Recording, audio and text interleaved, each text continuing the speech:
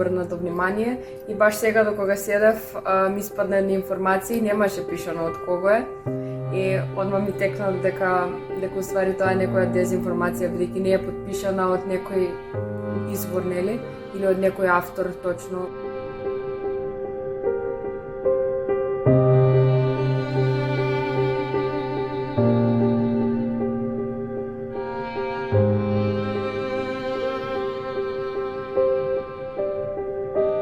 Се надевам дека после 22 години е време да се стори нешто и да се преиспитаат содржињето и наставните програми, па да се внесат некои нови, да речем, движења, нови бранови, нови информации кои што се многу попрактични за учениците и им овозможуваат едноставно да се снајдат полесно во нов свет на прилив на информации буквално од сите страни.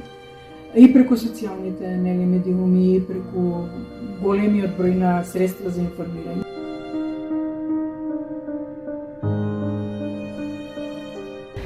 Учениците покажа интерес за начинот на пишување на новинарските текстови, но и можноста за препознавање на информациите кои што се прикажани во новинарските текстови, дали се вистинити или лажни.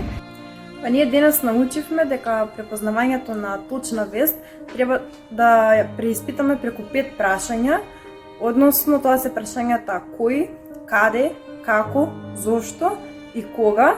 Доколку веста ги содржи одговорите на овие 5 прашања, тогаш станува збор за точна вест.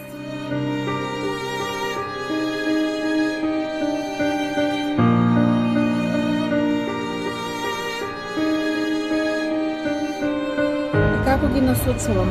Ги насочувам на тој начин да внимаваат што читаат, дали довод како ќе го прочитаат текстот има автор или нема автор и да проверат авторот во каде се наоѓа, импресумно да го проверат на медиумската куќа, да видат дали веста ќе биде точна или веста ќе биде лажна.